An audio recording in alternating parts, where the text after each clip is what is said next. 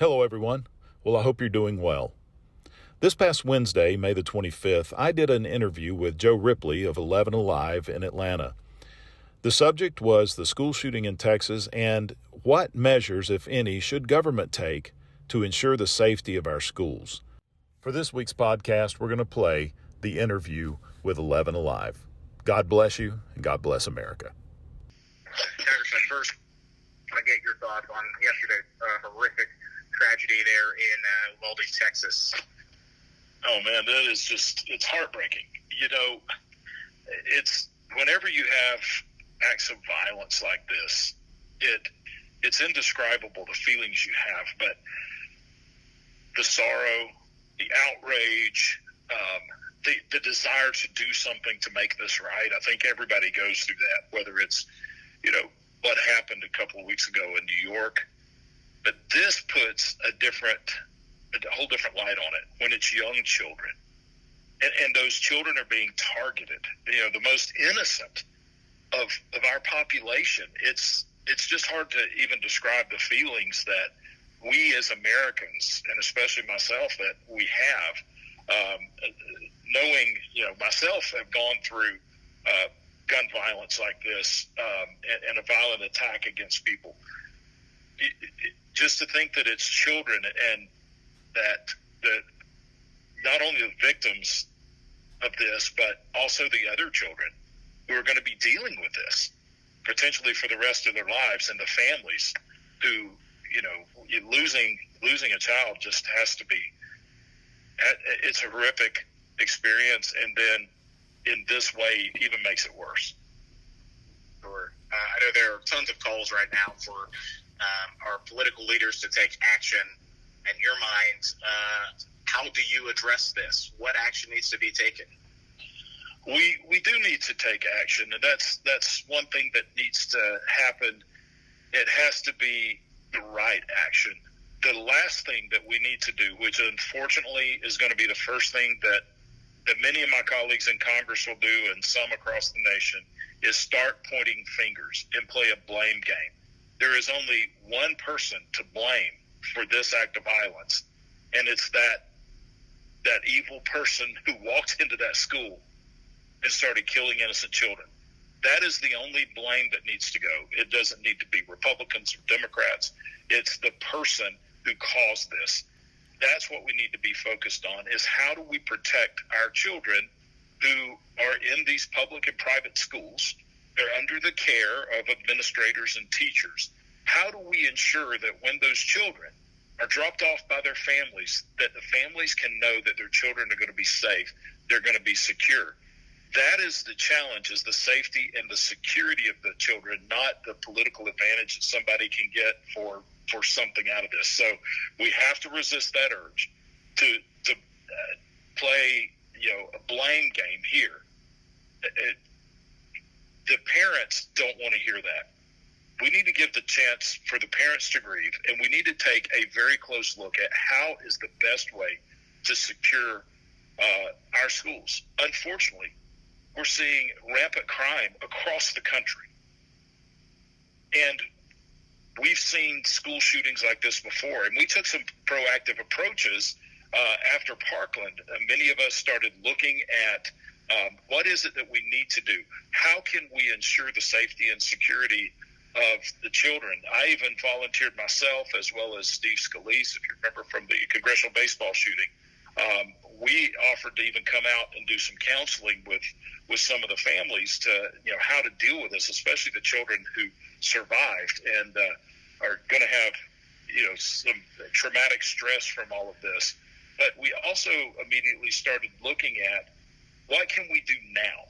What can we do now? We need to look at the physical security of the schools. That's what we need to start in Congress, working with local officials, because ultimately it's the local school boards, it's the state that's going to make the decision based on which way is the best way to secure the schools. We have new technologies where you can automatically lock doors. We need to look at physical security of, are there fences around the schools where there's only one exit and one entrance. When the school is in session, you shut and lock every door. I speak to a lot of schools here in Georgia.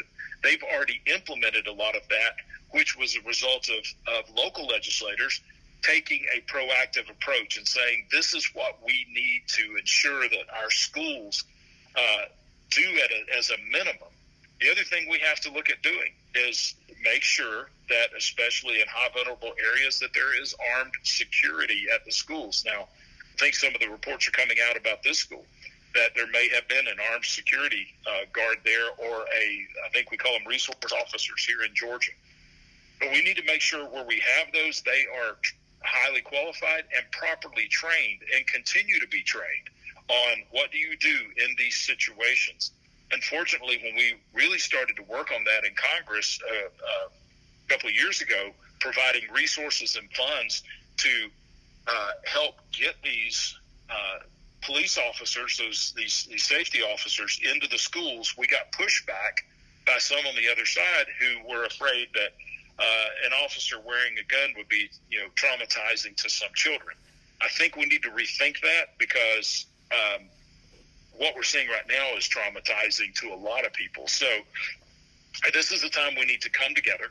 We need to look at what, with technology, better cooperation between the school systems and local law enforcement, better coordination between local law enforcement and federal law enforcement in some of these, especially to look up what are the signs, what are the indicators that may be out there. As we saw that from Parkland, that there were some things missing. And so there's not one solution. I think it's a broad solution, and it's not a cookie-cutter approach. I think it needs to be customized at every level, at the state level and at the local level. Yeah, all good stuff. Congressman, some of the other side would say guns are the problem, and that heavy resistance to that is because they are accusing many Republicans to be, quote, beholden to the gun lobby or to the NRA or whoever. What legitimacy do those accusations have, and are guns the problem? The guns are not the problem. It's the person with the gun that is the problem. Let me tell you, when I was on the baseball field and just barely escaped off the field, got behind a building, and one of our staff members who was following me took a bullet in the back. It came out his chest. I spent the rest of the time during that shooting just trying to get to him, to help him. But the gunman had me pinned down. Every time I tried to move, he would shoot at me again. Bullets going by my head. By the grace of God, I was not hit. But I never thought during that moment that I wish I could go back to Washington right now and pass a bill, because the reality is there wasn't a single law that we could pass that would have changed that situation. Because that person who came out there to kill Republicans was already violating dozens of state and federal laws. In some states, he could be executed for what he did, but the law didn't matter to him. He had no respect for the law. He was an evil person out to do evil deeds. So there's nothing that we can do law-wise that would change the behavior of someone who has no respect for the law. What we have to do is make it more difficult for that person to carry out their evil deeds. That's the only for sure way you can do this, and you can't do that by passing laws that will make it, add a few more years if they had a larger clip, or whatever they want to do. The truth is, you've got to do things that work. Yeah. Already we've seen some laws, most recently about any background checks on resales, online sales of guns, as well as at gun shows, and extending that waiting period before you actually have the firearm in your hands. Do you think making it more difficult or adding steps to getting a gun makes it less likely that these criminals perpetrate these mass shootings? Is that making it harder for them to do that? No, I don't believe it does, because guns will be available. It's just they'll get them illegally instead of legally.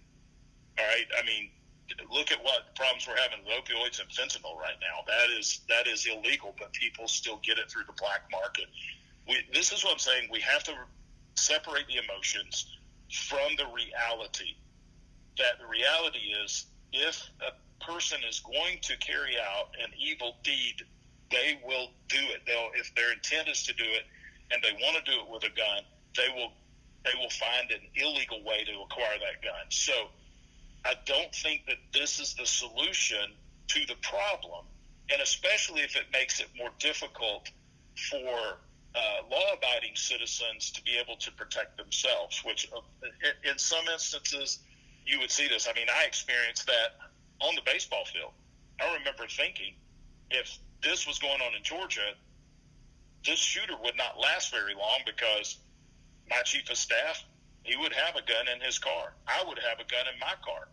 But because of the laws of Washington, D.C., we were not allowed to have firearms. And if it wasn't that our whip, Steve Scalise, was there with his 2 Capitol Police officers who had guns,